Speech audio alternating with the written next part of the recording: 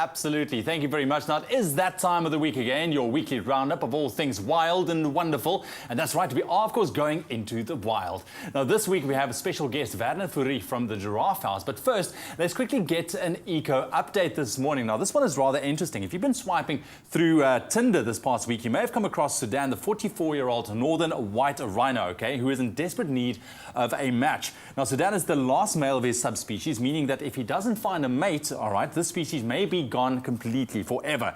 Now, the Olpajeta Conservancy in Kenya has partnered with Tinder to raise awareness. Werner, goeiemorgen, welcome. Good morning. Lovely to have you. Listen, what do you make of the situation of this white rhino being on Tinder, which is obviously first and foremost a dating site? Yeah, it's always, we can save the animal, I'm sure of that. We can save the species in captivity or confined space. The problem is saving the environment, and I think that's where our main problem lies, is saving its natural habitat. And the ecosystem. The animals, there's been wonders created. I mean, they've saved the pink pigeon, the Mauritian kestrel, the golden lion tamarins, everything like that. Animals like that, they've saved in captivity. Yeah. So this animal, yes, there's a chance of saving them in captivity. The problem is putting them back in the wild, because I don't think there'll be wild left. Absolutely, but a rather interesting way that they are trying to find him a mate, which is also funny enough. But in other eco news this morning, which is also very quite strange, a new species of ants was recently discovered and was named after a rock band. Okay, now the Pseudomyrmex radioheadi is the name they're given to the new fungus farming ants, and scientists have actually named the ant in honor of both the music and climate change activism of the British rock band Radiohead. How's that? Yeah, a lot of the time when they use a scientific name, it's either because of Afrikaners, where it was found, or somebody that found it. And they even named a shrimp here in the beginning of April after Pink Floyd. So, yes, I mean... So these things happen. It's not uncommon. So there's a Radiohead ant out there, which is amazing. Now, Werner, lovely to have you with us in studio this morning. Now, you're a bit of a rock star when it comes to giraffes. So we're going to get into some interesting facts a little bit later on. But what is it exactly that you guys do at Giraffehouse? Giraffehouse is a wild animal park. So, yes, we look like a zoo. Our core focus, obviously, is the wildlife programs that we run with kids. And I think that's where the importance lies. Remember, the kids are the future, so we need to corrupt their minds now, positively, obviously. Yeah. We need to work with them now, because they're the ones that's going to have to make decisions in the future. Okay. And you've been there, you've seen it, and enjoyed it. I love the fact that it's a great family day out. I mean, you can bring the whole family, get to interact with these animals up close and personal. And I mean, it's beautiful. You guys really do put in a lot of effort. So thank you very, very much for that. We're going to get into some very interesting facts with regards to giraffes a little bit later on. But why don't you give us a call? 0839133728 is that magic number. What has been your latest encounter with a rather interesting animal? Werner's here. He's going to answer all of your questions. It's my feel-good breakfast show.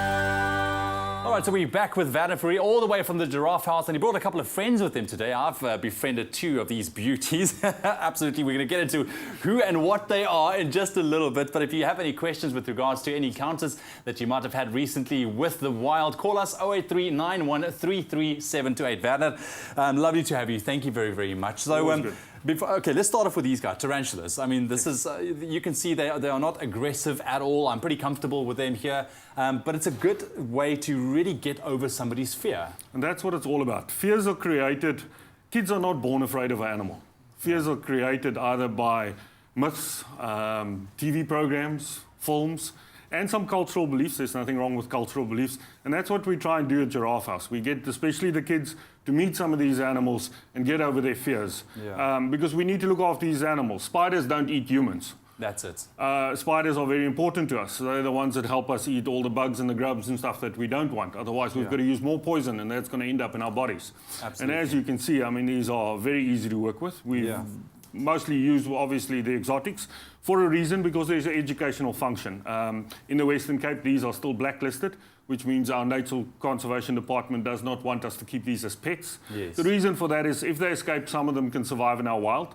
They're not necessarily going to hybridize with our baboon spiders, our hairy spiders, but they're going to eat our hairy spiders' food, and that obviously leads to unnecessary competition in the wild. Wow, that is crazy. But it's interesting to see. I've got a bit of a fear of spiders, but I mean, they're so calm, they're so relaxing actually, and coming to you guys all this time and seeing the demonstrations, I mean, it really put me at ease, which is amazing. And let's talk about another animal I think that is also quite interesting, the African bullfrog.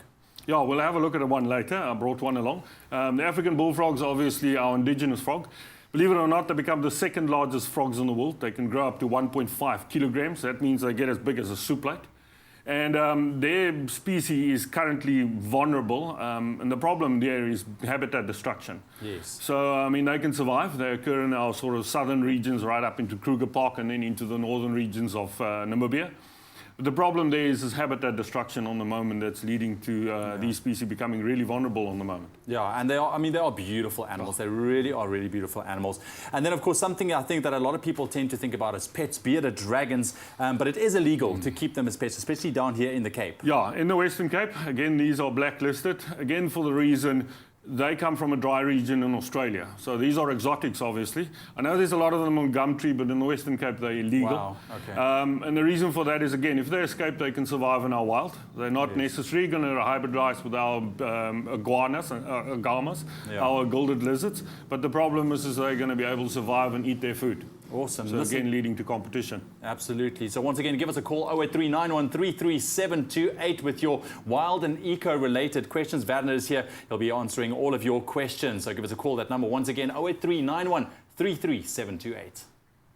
All right. Well, whilst I play with my newfound friends right here, we're going to be taking a very quick ad break. We'll be back with a whole lot more on your Feel Good Breakfast Show. Only you can make my day. It's my Feel Good Breakfast Show.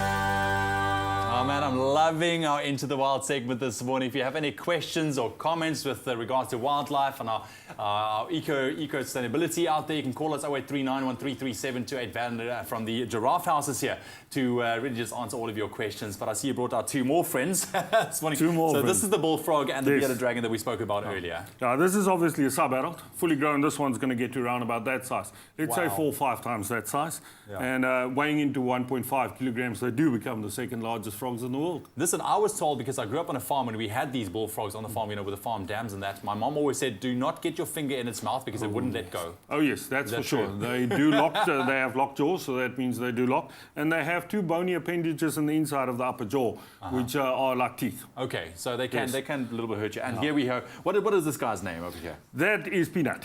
Peanuts. Hey, Peanuts. All right. And this Peanut's is the obviously just chilling out. Being a reptile, he's just enjoying the heat. And he's just taking everything in this morning. I love it. That's what He it's is all chilled about. out. Werner, you guys are, of course, Giraffehouse. I mean, you've got a passion for giraffes as well. You work with them closely. Tell me about the giraffes that you actually have on the premises and where do they come from? Right, currently we've got 2 giraffes. Jerry, our star, obviously. She's a female giraffe, 8 years old. She was unfortunately left orphaned due to a game movement operation in the Eastern Cape. And obviously you can't put the babies in the trucks with the adults, so she then had to be hand-raised by one of the game rangers. And she thinks she's either a dog or the kid, because that's all she knows. And sweet, being man. very tame, it makes her ideal, obviously, from educational purposes for kids. Yeah.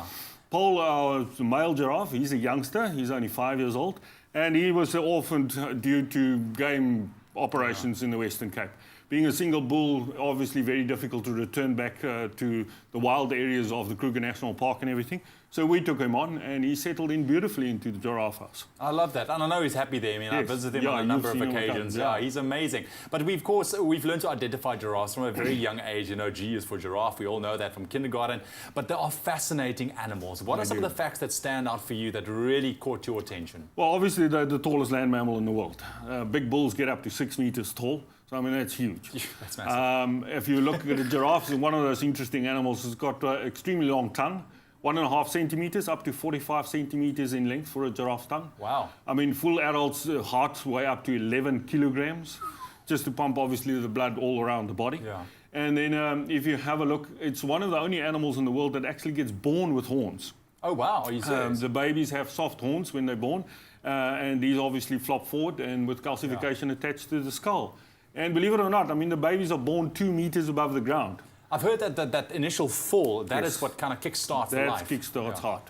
I love that. Very, very interesting animal. Werner, thank you so much for joining us. Like I mentioned, it's a great day out, Giraffehouse, for the whole family. If you want to come out, what can people experience? Come and experience. It's obviously animal park, self-guided, so the kids get to walk around. Each and every family group gets provided with feeding bucket to go and feed some of the animals with. And then we have fun, interactive animal shows at 11, 1 and 3. That's Come it, and see. with Peter. Peter, if you're watching this morning, hello for you. There we go.